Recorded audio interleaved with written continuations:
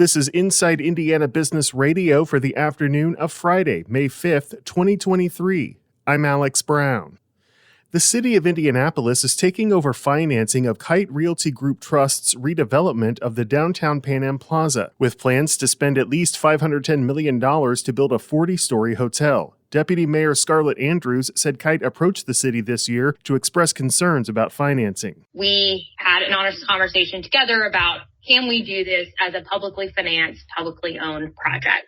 We're in a position, and especially because of our consistently strong credit ratings, that we can seek out lower interest rates, tax-exempt financing. The hotel is part of a larger redevelopment of the Pan Am block that is to include a $200 million expansion of the Indiana Convention Center. Today, the hotel is expected to cost at least $510 million, and city officials say the price is likely to increase more as construction costs continue to rise. As a result, they will ask the City County Council to authorize up to $625 million in bonds for the project.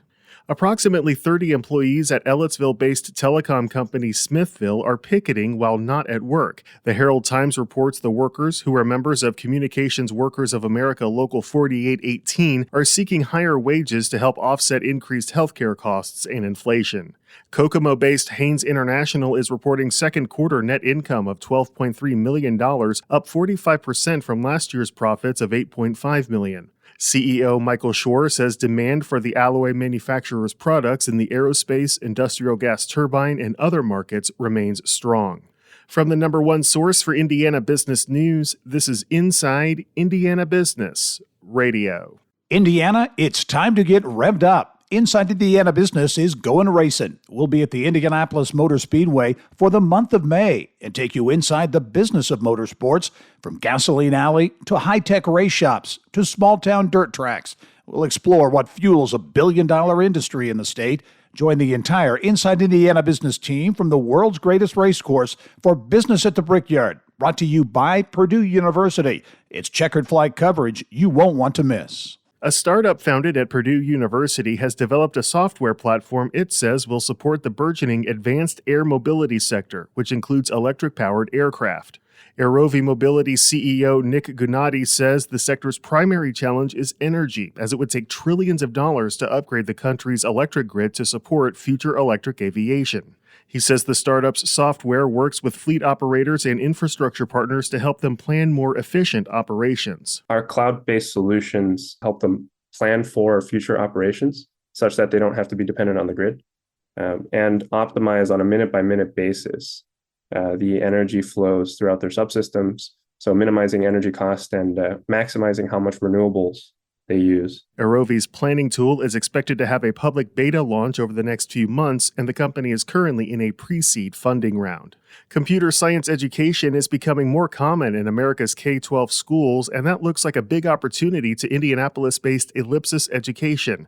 Ellipsis, formerly known as Codalicious, offers computer science curricula for students in grades K through 12. The company, which has 30 employees, last month secured an offer of up to $1.45 million in state tax incentives based on its growth plans, which include hiring another 91 people by the end of 2025.